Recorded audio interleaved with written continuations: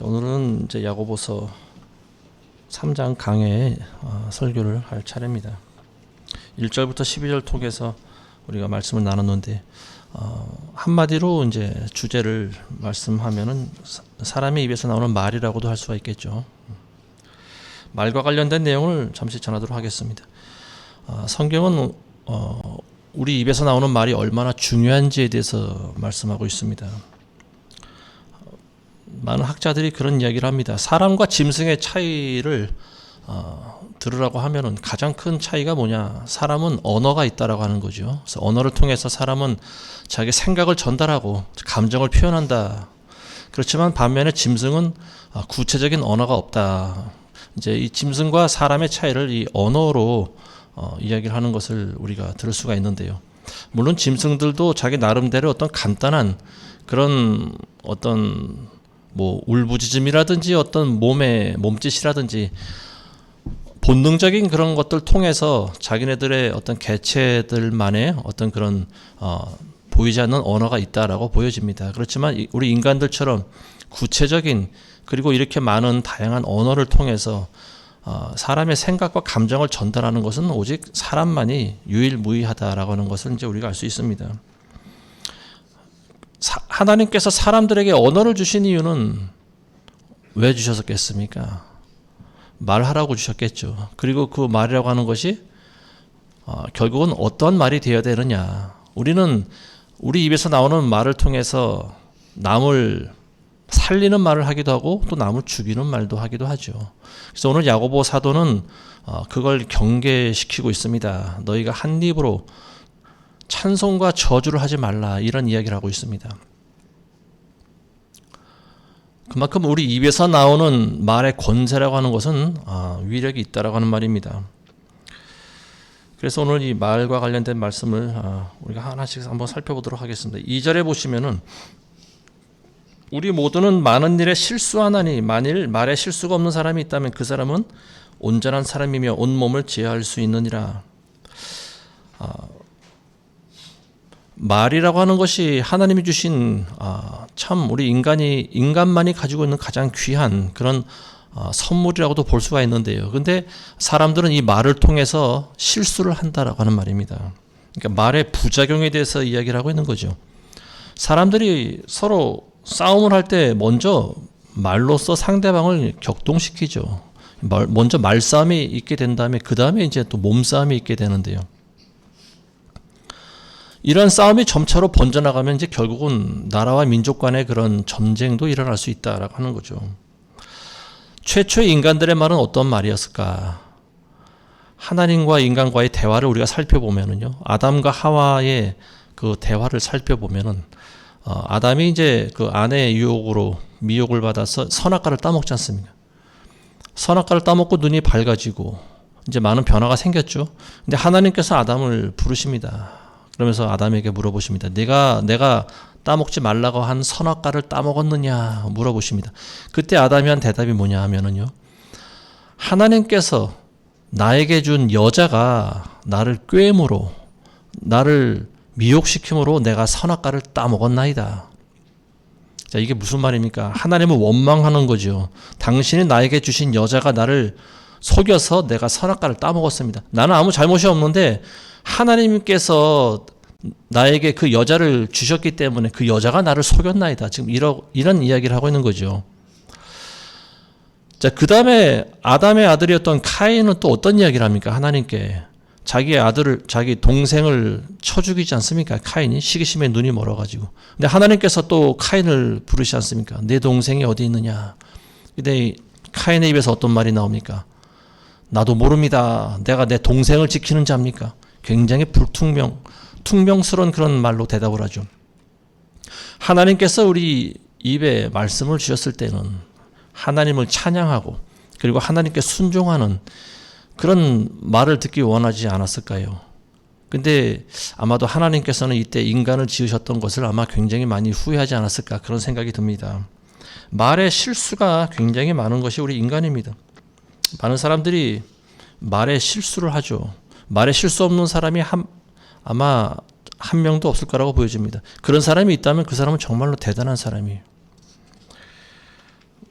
남을 속이려고 하는 사람일수록 말을 굉장히 많이 합니다. 말을 번지르르게 하는 사람들은 사기꾼 확률이 많습니다. 우리가 대화를 할 때 잘 모르는 일이 있으면 차라리 입을 다물고 있는 것이 낫죠. 알지도 못하면서 아는 척하고 괜히 많은 말을 하려다 보면 결국은 자기 정체가 드러나게 돼 있어요. 오늘 1절에 보시면 너희는 많은 선생들이 되지 말라 이렇게 나와 있어요. 선생이라고 하는 것은 선구자라고 하는 말입니다. 먼저 앞을 보고 그리고 뒤에 있는 사람보다 먼저 앞길을 가서 그 길을 가르쳐주는 사람을 우리가 선생이라고 합니다. 물론 글자의 의미는 먼저 태어난 사람이라고 하는 말이 있지만요. 나이가 많다고 모두가 선생이 되는 건 아니에요. 선생이라고 하는 것은 남을 가르쳐줄 수 있는 그런 사람이 되어야 된다고 하는 거죠. 야고보 사도는 형제들에게 그리스도인들에게 이야기하는 겁니다. 너희는 많은 선생이 되지 말라. 너희 중에는 물론 선생이 나올 수도 있겠지만 너희가 모두가 다 선생이 되려고 하지는 말라고 하는 말입니다. 왜냐하면 그만큼 선생이라고 하는 직분에는 책임과 의무가 따른다라고 하는 거죠.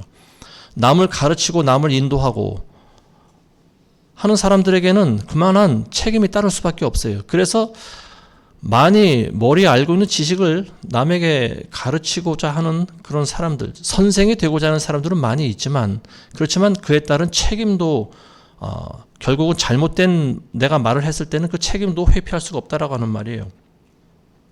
진리를 전한다고 하는 사역자들은 이 말씀을 잘 귀담아 들을 줄 알아야 됩니다.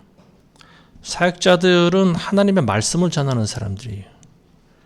근데 하나님 말씀 전하는 것보다 먼저 같은 사역자를 비판하는 사람들이 좀 종종 많이 보이는 것 같은데요. 이거는 잘못된 일입니다. 남의 허물을 비판하기 전에 먼저 자기 자신을 돌아볼 줄 알아야 돼요.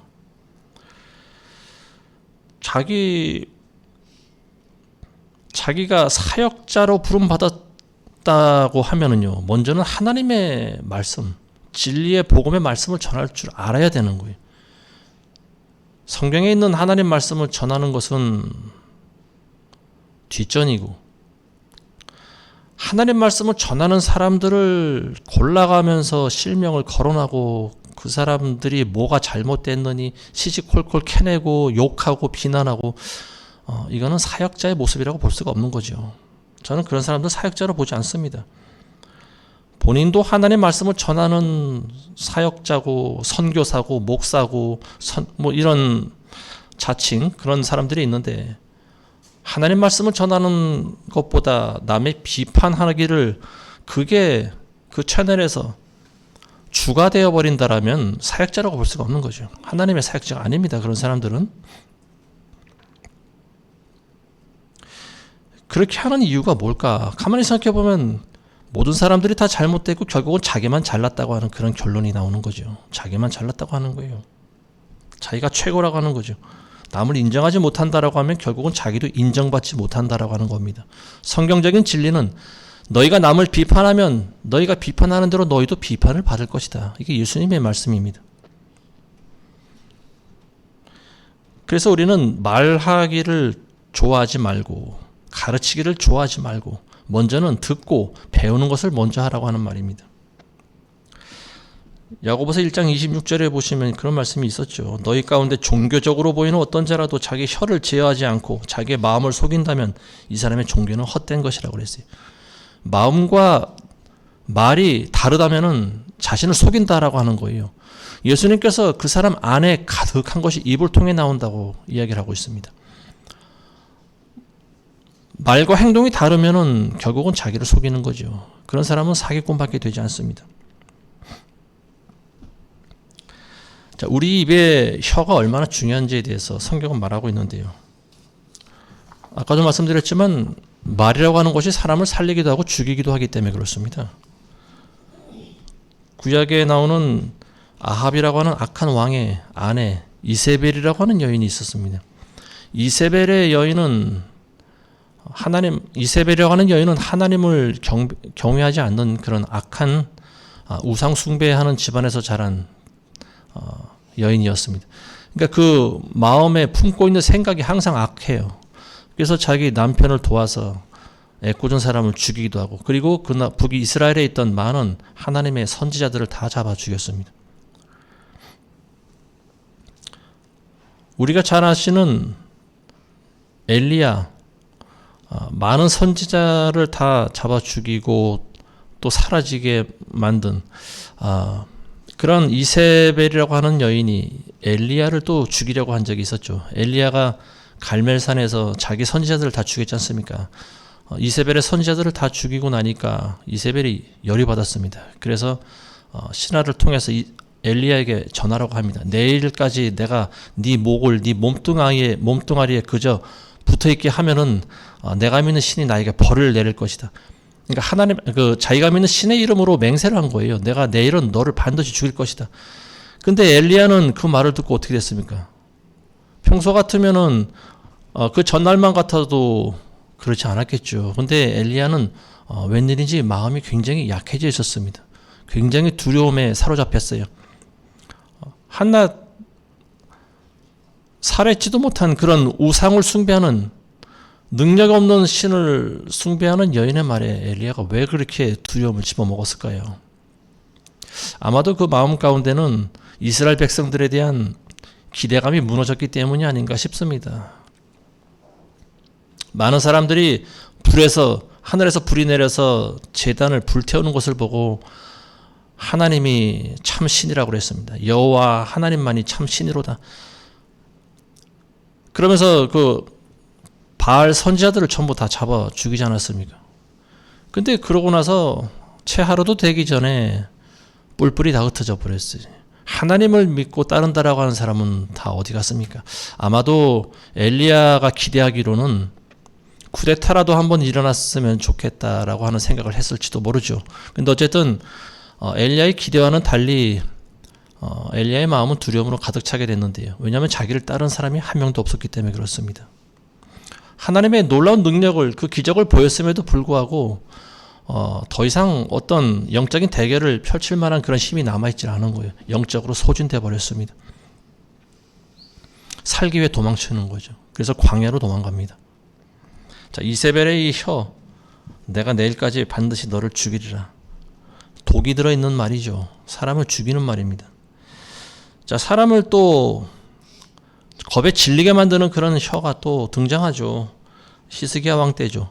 아시리아군이 예루살렘을 포위했습니다. 이때 아시리아의 그 랍사게라고 하는 그 신하가 와서 성벽 밑에 와서 크게 소리를 지릅니다. 그리고 유대 말로 이스라엘 백성들을 협박합니다.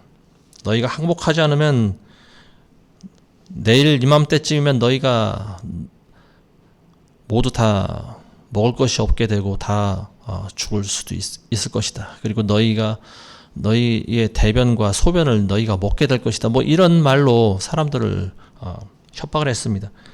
그때 히스기야 신하들이 그 말을 다 듣고 있다가 나와서 랍사게한테 사정을 합니다. 제발 유다 말로 하지 말고 아람 말로 좀 해주시옵소서. 우리가 아람 말을 알아듣습니다.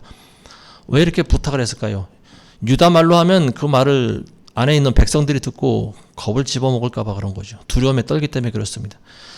자, 그랬더니 랍사게가 더 신이 났어요. 그러면서 유다 말로 떠듭니다. 계속해서 큰 소리를 외칩니다. 너희는 히스기야에게 속지 말라. 너희 왕인 히스기야에게 속지 말라. 히스기야는 너희가 믿는 하나님이 너희를 구원해 줄 거라고 거짓말하고 있다. 너희는 속지 말라. 아시리아는 그 어떤 나라도 어떤 그 민족의 신도 전부 다 우리가 꺾어서 불에 태우고 짓밟았다. 너희는 히스기야에게 속지 말라. 이런 이야기를 합니다. 이게 바로 8절에 나와 있는 말씀과 같은 혀예요. 죽이는 독이 가득한 말입니다. 근데 결국 하나님께서 이 말을 듣고 어떻게 하십니까? 하나님께서 아시리아를 손을 보십니다. 그래서 네가 감히 누구를 향하여 그런 말을 하였느냐.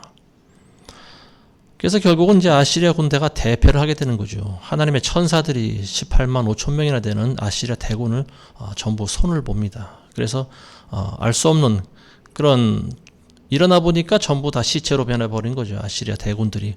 그래서 결국은 아시리아군은 이제 물러가게 되고요. 히스기야는 이제 다시 유다를 다스릴 수가 있게 되었습니다. 이와 같이 사람의 입에서 나오는 말이라고 하는 것이요, 한 개인뿐만이 아니고 어떤 집단이나 심지어는 민족과 나라들마저 겁을 집어먹게 만들 수 있는 그러한 놀라운 위력이 있다라고 하는 사실을 우리가 알아야 됩니다. 지금 우리나라가 전 세계에서 아주 유일한 나라입니다. 휴전 중인 나라죠. 북한과 대치하고 있는 유일한 나라인데요. 그동안 지난 그 5년 동안 좌파 정권 때 중단되었었던 대북 방송을 다시 재개하고 있다고 하는 뉴스가 들려옵니다. 저도 군대를 다녀왔지만 철책에 나가 보면은요, 항상 그런 소리가 들려요. 북한에 대고 큰 스피커를 틉니다. 그래서 볼륨을 높이고 북한 주민들에게, 거기 있는 병사들에게 들으라고 하는 거죠. 남한으로 넘어오라고. 얼마나 북한 주민들에게 그렇게 이야기를 합니다. 얼마나 고생이 많으십니까? 남한으로 넘어오시면 흰 쌀밥에 소고기를 먹을 수가 있습니다. 뭐 그러면서 여러분들에게 자유가 보장되고 집도 주고 뭐 이런 말로 회유를 합니다. 근데 그 말이라고 하는 것이 굉장한 능력이 있어요. 그 말을 듣고 북한에서 많은 사람들이 넘어옵니다. 근데 이제 지난 좌파 정권 동안은 이제 그걸 금지했었죠. 그러면서 북한에 대고 대북 방송을 하지 못하게 만들었습니다. 근데 지금은 다시 이제 정권이 바뀌니까 북한이 이제 또 뭐 우리나라에 오물이 잔뜩 든 풍선을 막 보내기 시작하면서 우리나라도 북한에다 대고 대북 방송을 다시 또 틀기 시작했습니다.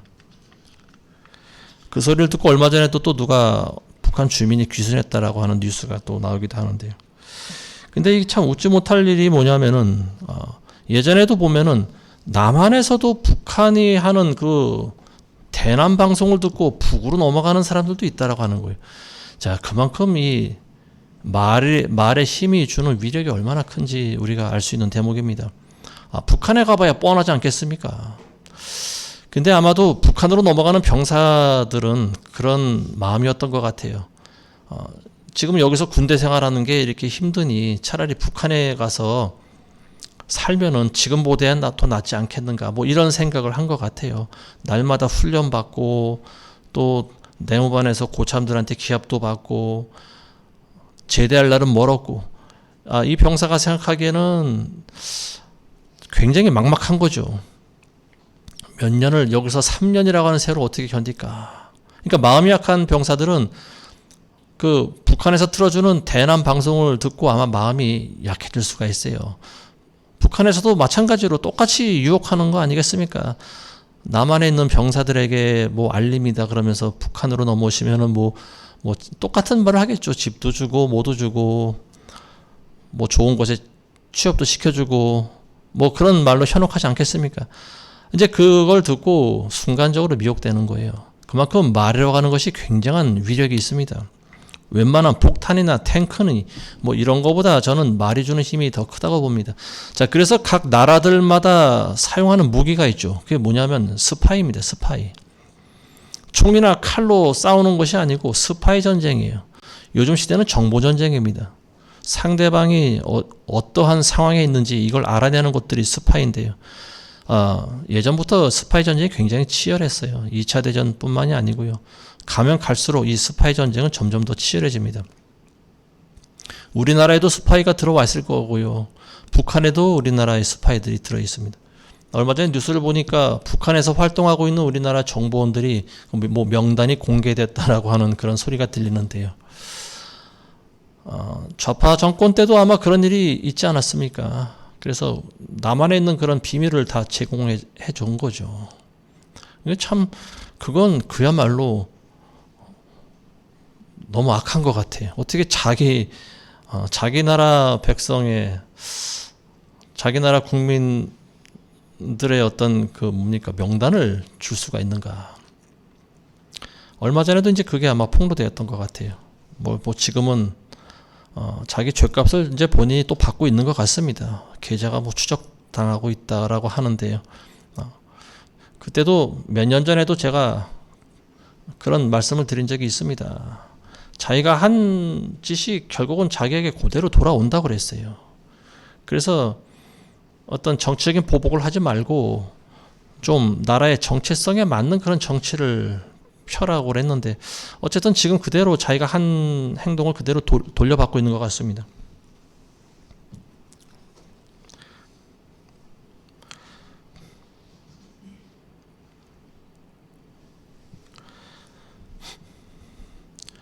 지금 제가 봤을 때는 북한이 조금씩 붕괴되고 있는 것 같습니다. 사람들이 이미 남한에 대한 많은 정보를 알고 있고요. 드라마라든지 뭐 K-팝이라든지 이런 것들을 듣는 사람들이 굉장히 많이 있는 것 같습니다. 특히 젊은 아이들 사이 중에서 어떤 중학생이 USB로 K-팝을 들었다고 하는 것이 발각이 되면서 하여튼 남한에 있는 드라마나 노래를 들은 많은 중학생들까지 지금 사형시키고 있다고. 참 이런 무지막지한 나라가 지금 북한입니다. 이게 붕괴되고 있는 조짐이에요, 바로. 사람들은 결국은 북한 정권을 불신할 수밖에 없는 거죠.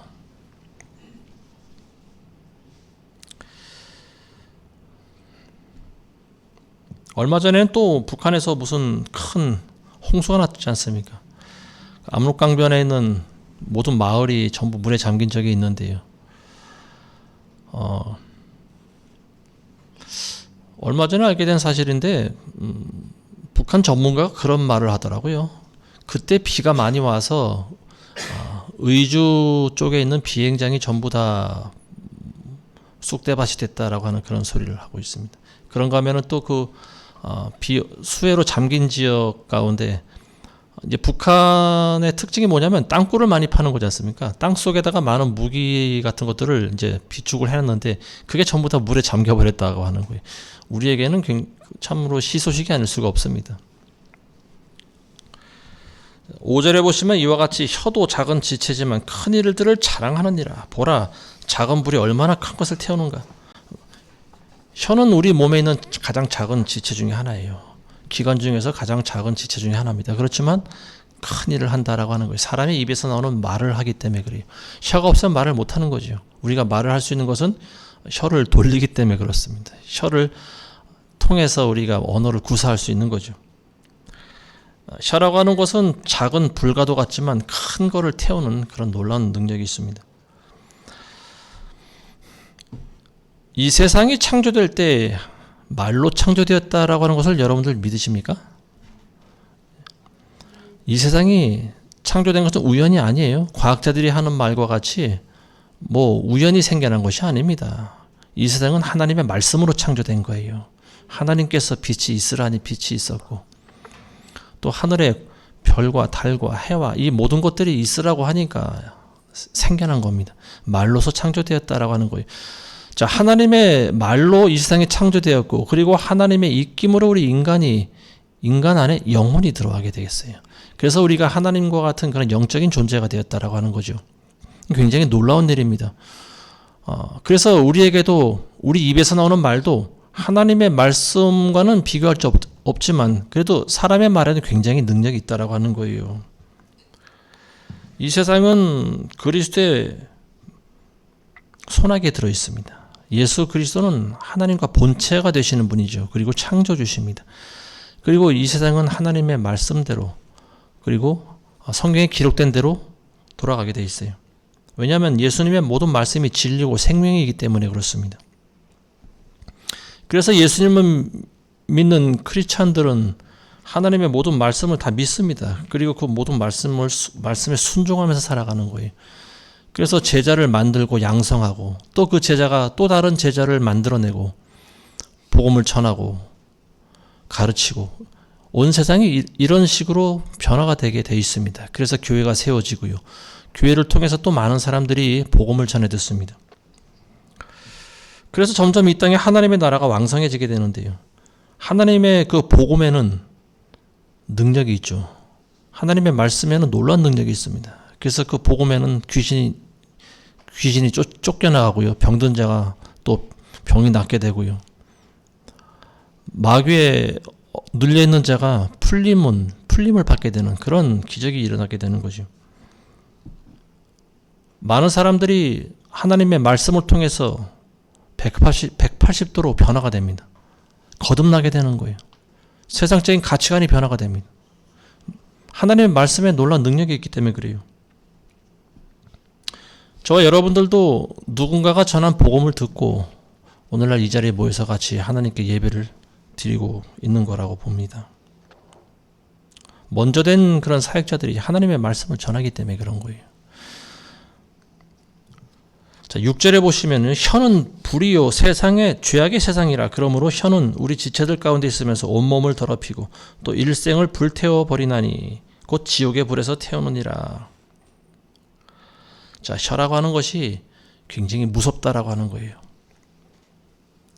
어떤 사람은 혀를 잘 사용해서 많은 사람을 살리는가 하면, 또 어떤 사람은 남을 저주하고 남을 죽이고 남과 자신을 불태우는 무기로 사용하는 또 그런 도구가 되기도 합니다. 그래서 사람은 자기 입에서 나오는 말로 죄를 짓고 자기가 그 말대로 얽히고 결국은 자기 말대로 지옥에 가는 거 아니겠습니까? 우리가 예수님을 영접할 때 입으로 시인하게 시키는 거죠. 그만큼 말이 중요하기 때문에 그렇습니다. 그냥 누구든지 나와서 마음으로만 믿으면 된다라고 하지 않아요. 마음으로 믿는 사람은 입으로 시인하게 되어 있습니다. 그리고 입으로 시인한 사람은 행동을 하게 되어 있는 거죠. 근데 이 혀가 자칫하면은 잘못된 소리를 할 수가 있다라고 하는 거죠. 그래서 말에 실수가 많다라고 하는 거죠. 크리스찬들은 혀에 장치를 해야 됩니다. 제어를 할 줄 알아야 돼요. 성령을 받은 사람들은 그런 장치가 있습니다. 그게 뭐냐면 절제라고 하는 거예요. 절제. 혀를 절제하지 못하는 사람은 반드시 실수하게 되어 있습니다. 자, 3절에 보시면요. 보라, 우리가 말들을 복종하게 하려고 그 입에 재갈을 불려 그것들의 온몸을 제어하느니라. 재갈. 재갈은 짐승들에게나 물리는 거죠. 근데 우리들에게도 재갈이 때로는 필요하다라고 하는 거예요. 말을 하지 않을 때는 하지 않는 것도 지혜입니다. 말하지 말아야 될 때 괜히 나서서 날벼락을 맞는 그런 경우도 있어요. 말을 하지 않을 때는 하지 않는 게 좋아요. 중간만 가면은 더 이상 뭘 바라겠습니까? 우리가 잘난 척해서 괜히 자기 미천이 드러나는 것보다 말하지 않고 가만히 있으면 중간이라도 가는 게 낫죠. 그만큼 말이라고 하는 것은 한번 뱉으면 되담을 수가 없는 거예요. 물을 쏟을 때 그 물을 담을 수 없는 것과 똑같습니다. 그래서 말을 신중하게 해야 되는 거예요.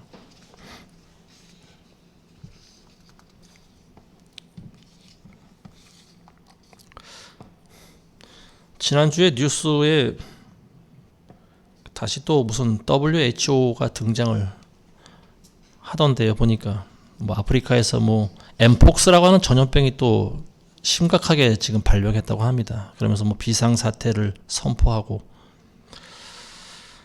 지긋지긋하죠. 우리 지난 3년 동안 하도 겪어봐가지고 엠폭스 이게 뭔가 했더니 그 뭐 원숭이 두창인가 한동안 나왔지 않습니까? 원숭이로부터 전염되는 그런 뭐 바이러스라고 하는데요. 이게 지금 뭐 아프리카에서 지금 계속 전염되는 확산세가 굉장히 크다고 합니다. 이게 지금 팬데믹이 사라진 지 이제 뭐 채 1년이나 됐나요, 지금? 잊혀질만 하니까 다시 스멀스멀 또 고개를 들고 있는데, 도대체 왜 이러는지 모르겠습니다. 아마도 이게, 미국 대선과 좀 맞물려 있지 않나 싶어요. 정치적인 그런 것들이 굉장히 다분하죠. 어느 날 갑자기 이런 전염병이 있지는 않았지 않습니까? 예전부터 있어 왔던 거고. 심지어는 이 감기에 불과한 것도 이 사람들은 호들갑을 떨고 날마다 뉴스에 보도하고 사람들을 두렵게 만들고 겁을 주고 그래가지고 하여튼 뭐 거기에 대해서는 우리가 말 안 해도 잘 아는 부분이고요. 최근에 지금 또 다시 뭐 병원과 뭐 요양원 같은 곳에서는 뭐 마스크를 전부 써야 된다라고 하는 그런 지침이 내려온 모양입니다. 저한테도 그런 문자가 왔어요. 요양원에서. 저희 어머니가 요양원에 계시는데 요양원에 지금 방문이 금지되어 있습니다. 그래서 이거를 검사를 맡아야 돼요. 거기 가려면은. 그래서 지금 못 가고 있는 그런 상황인데요.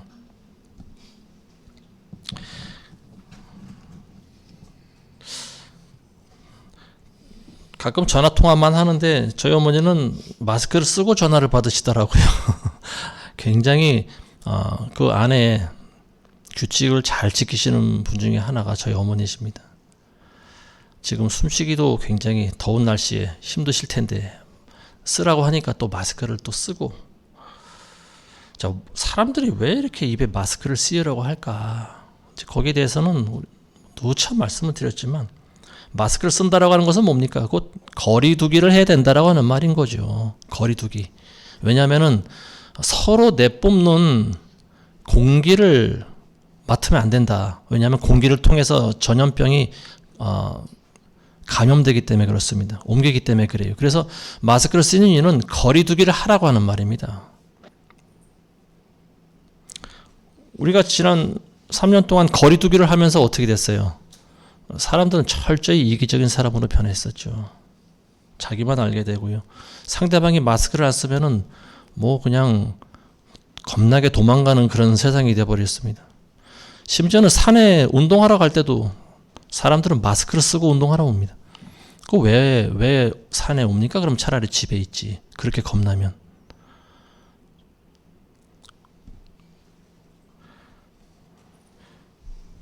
전염병이 퍼진다고 하면 사람들은 본색이 드러나게 돼 있어요. 자기가 어떤 사람인가를 보여주는 거예요. 평소에 믿음이 있다고 하는 사람들도 죽음이 두려워서 예배도 안 드립니다. 예배 드리러 오지도 못해요. 저희가 직접 겪은 일이지 않습니까? 이게 팬데믹이 터지니까 성도들 가운데 한 20%가 안 나오더라고요. 자기도 감염될까 무서운 거예요. 그리고 또 나중에 나오는 사람도 있었고요. 어쨌든 많은 사람들이 한결같이 마스크 쓰고 다니고 그리고 팬데믹에 대해서 이야기를 하지 않습니다. 자, 사람들이 이 세상 권세자들이 왜 사람들에게 이 마스크를 씌우라고 할까? 그리고 왜 거리두기를 하라고 할까? 이게 뭐냐면 곧 재갈을 물리려고 하는 거예요. 재갈. 재갈은 말 같은 짐승들에게나 물리는 거죠. 근데 악한 권세자들도요, 사람들에게 재갈을 물린다고 하는 사실을 우리가 알아야 됩니다. 마스크를 쓰라고 하는 것은 함구하라고 하는 거예요. 말을 하지 말라고 하는 거죠. 묻지도 말고 따지지도 말라고 하는 거예요. 자, 이 팬데믹이 터지니까 사람들은 무서워서 시키지도 않았는데 주사약 나올 때만 기다리고 있었죠. 그리고 주사약이 나왔다고 발표가 되니까 병원들마다 막 문전성시가 막 이어지는데요. 장사진을 길게 늘어서 가지고 너도 나도 몸에다 주사를 맞았습니다. 근데 재밌는 사실은요. 1차, 2차까지 맞았는데도 또 걸리는 거예요. 그래도. 그러니까 이게 아무 소용이 없는 물과 같은 약이라고 하는 거예요. 근데도 왜 그걸 그렇게 맞아야 될까요? 두렵기 때문에 그러는 거예요. 두려우면 사람들은 이성을 잃습니다. 상식을 벗어나는 행동을 해요. 살기 위해선 사람들은 무슨 짓이라도 합니다. 우리가 여실히 봤지 않습니까? 마스크를 쓰라면 쓰는 거예요. 함구해야 된다. 병이 낫든 안 낫든 그건 중요하지 않아. 너희는 말을 하지 말고 그냥 시키는 대로 해야 돼. 이게 마스크를 쓰는 이유예요.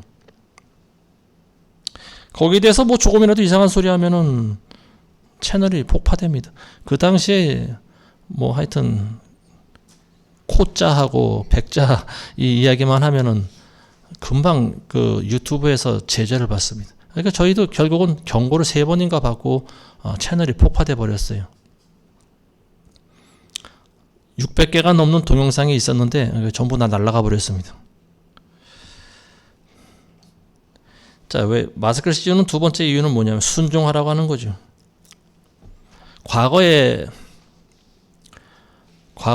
그 예전부터요, 고대 사회 때부터 노예들을 길들이기 위해서 사용하던 방법 중에 하나가 뭐냐면 사람의 입에 재갈을 물리는 일이었다라고 하는 거예요. 짐승도 아니고 사람의 입에 재갈을 물렸다라고 하는 거예요.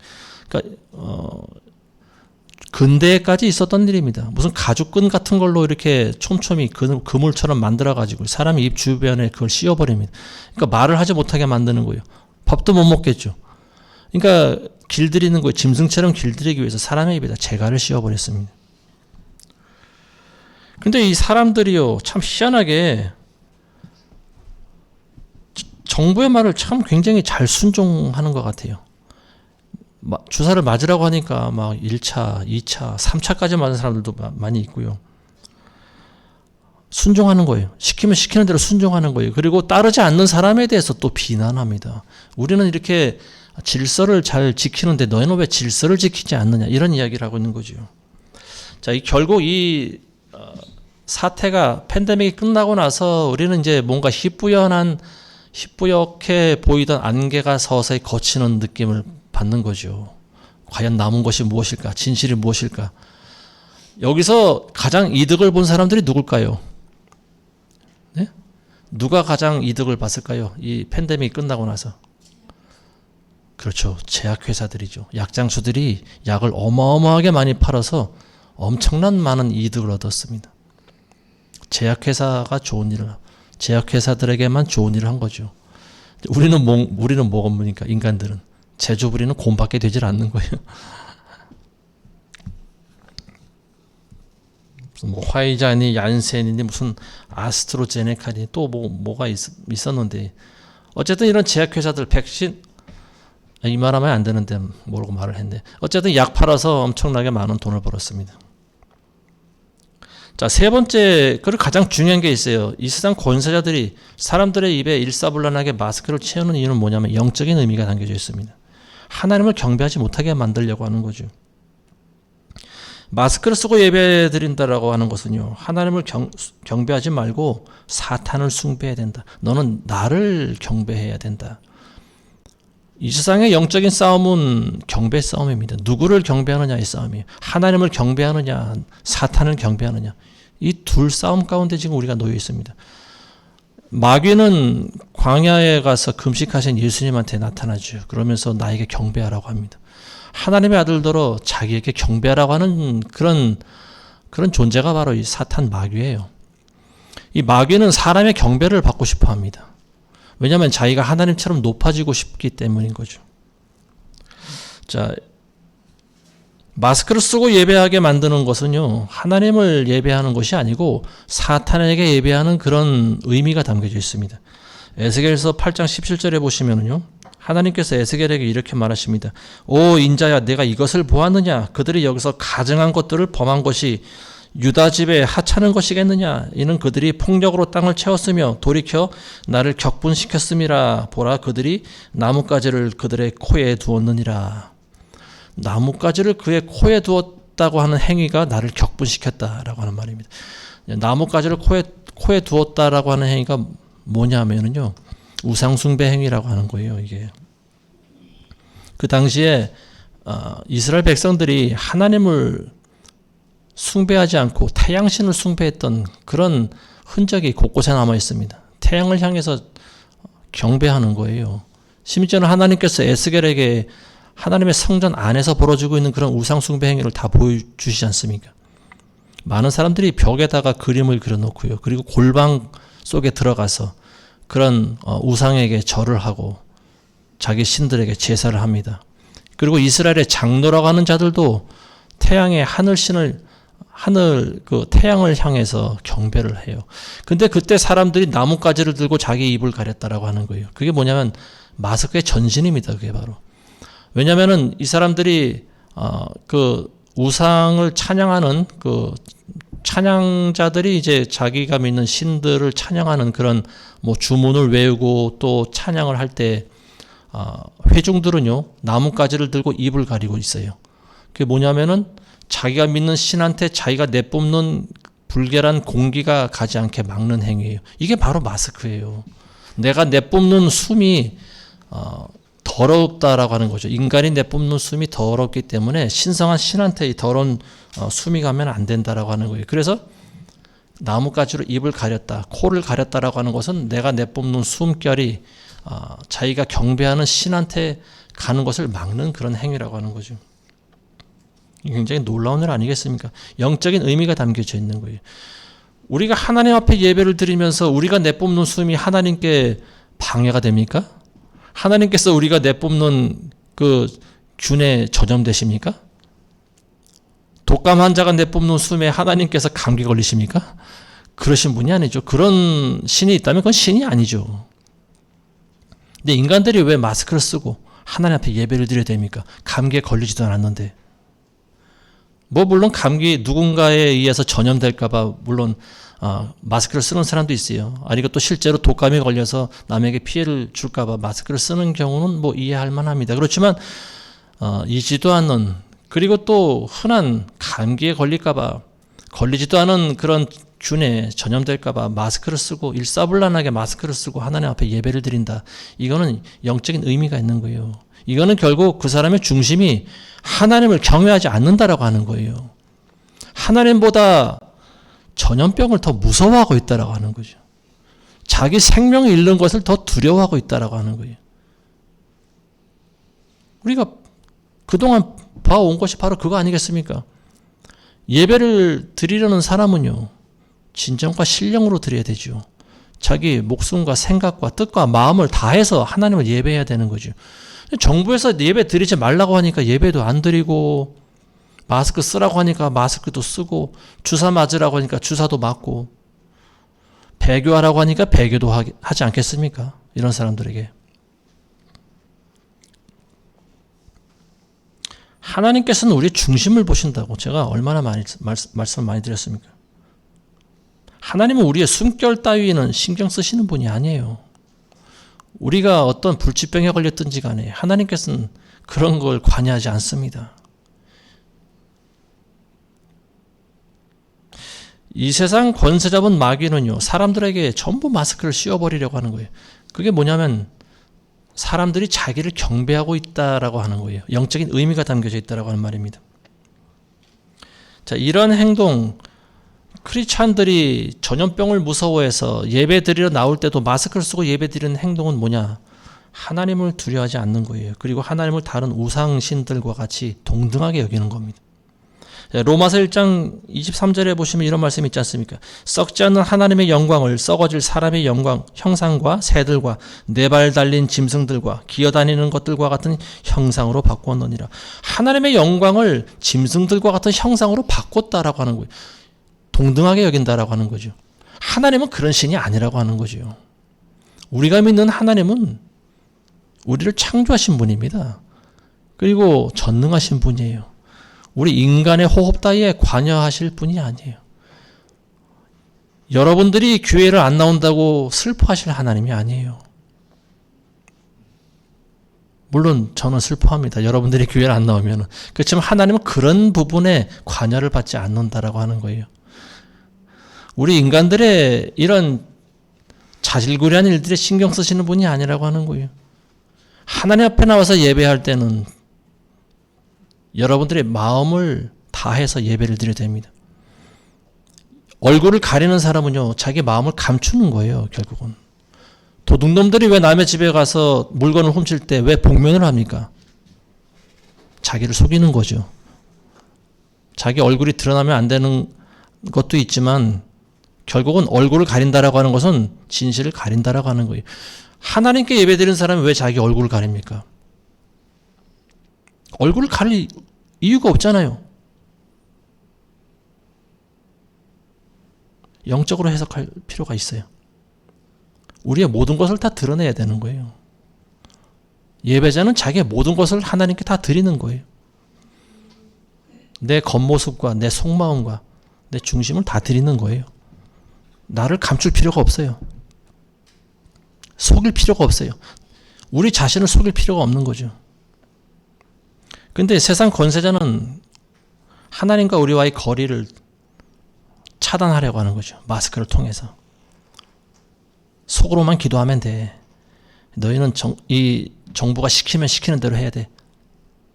많은 사람들이 그런 생각을 가지고 있어요. 근데 언젠가 제가 그런 설교를 한 적이 있는데요.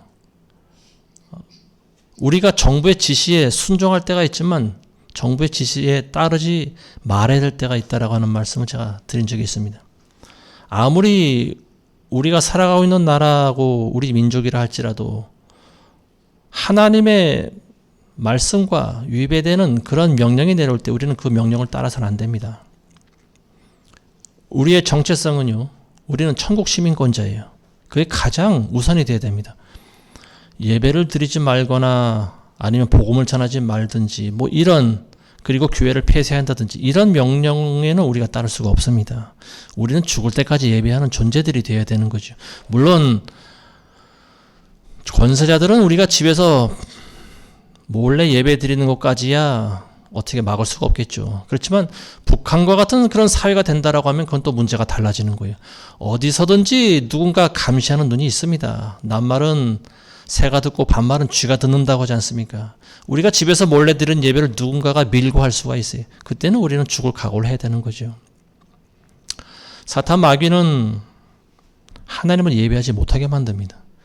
지금 보여주고 있는 이런 부분들이 이제 또 제2의 팬데믹이 올지는 잘 모르겠어요. 근데 어쨌든 그런 일이 오더라도 여러분들은 각오를 하고 계셔야 됩니다. 그리고 한번 겪어봤기 때문에 예전처럼은 많은 사람들이 거기 현혹되지 않을 것 같기도 하지만 근데 잘 모르겠습니다. 어쨌든 두려움이라고 하는 것은 사람을 지배하기 가장 좋은 효과적인 무기인 것 같습니다. 사탄은 어차피 이 세상 사람들에게는 별로 관심이 없는 것 같아요. 왜냐하면 시키면 시키는 대로 하니까요. 근데 문제는 우리 크리스찬들입니다. 그리스도인들은 진실을 알고 진리를 전하는 사람들이에요. 그래서 사탄은요, 우리 입을 가리려고 합니다. 마스크를 써서 입을 가려야 된다. 말하지 말고 함구하고 진실을 알아도 말을 하지 말아야 된다. 발설하지 말아야 된다. 그리고 시키면 시키는 대로 해야 된다. 순종해야 된다. 자, 오늘 야고보서의 말씀을 정리하겠습니다. 하나님께서 우리에게 왜 혀를 주셨는지를 여러분들 한번 깊이 생각을 해보시기 바랍니다. 그리고 우리가 가진 혀를 우리가 어떻게 사용해야 되는지에 대해서도 한번 생각을 해보시기 바랍니다. 하나님이 우리에게 주신 굉장히 큰 은사인 이 혀를 우리는 잘 사용할 줄 알아야 돼요. 그래서 남을 살리고 남을 세워주고 남을 치유해주고 생명으로 이어갈 수 있게 해주는 그런 혀로 여러분들 사용하시기 바랍니다. 찬송과 저주가 한 입에서 나올 수 없다. 한 입에서 나와서는 안 된다라고 하는 말입니다. 근데 야고보 사도가 하는 말씀은요. 너희가 왜 한 입으로 하나님을 찬송하고 그 입으로 왜 같은 하나님의 형상인 사람을 저주하느냐. 그러지 말라고 하는 말입니다. 부디 마지막 때 여러분들은 진실을 알리고 그리고 진리 전하는 것을 두려워하지 마시기 바랍니다. 선을 선하다고 말할 줄 알아야 돼요. 악을 악하다고 말을 해야 됩니다. 다시는 우리는 지난 3년간 이 팬데믹 때와 같은 그런 우를 범하지 말게 되시기를 주님의 이름으로 축원합니다. 자, 기도하겠습니다. 거룩하신 아버지 하나님 감사드립니다. 하나님께서 우리에게 입을 주시고 말할 수 있는 능력을 주셔서 우리가 하나님의 형상을 입은 인간답게 살아가고 있나이다. 그리고 우리 그 말을 통해서 하나님을 전하며 하나님을 찬양할 수가 있나이다. 그 입으로 하나님께 영광을 돌릴 수가 있나이다. 아버지 우리에게 입을 주신 주님을 찬양하며 주님께 감사를 드립니다. 그러나 우리가 그 입으로서 남을 비난하고 남을 죽이는 말을 하지 말게 하여 주시옵소서. 우리가 가진 말로 남을 살리고 남을 생명으로 보낼 수 있는 그런 말을 할 수 있도록 하나님 우리를 도와주옵소서. 예수님과 같이 우리 입에 말로써 복음을 전하고 남을 가르치고 제자화할 수 있는 그런 우리가 되기 원합니다. 악한 원수는 우리 입을 막으려고 하지만 우리는 그런 것들에 굴복하지 말게 하시고 끝까지 우리에게 주신 무기를 통하여서 진실을 알리는 우리가 되게 도와주옵소서. 예수님의 이름으로 기도합니다. 아멘.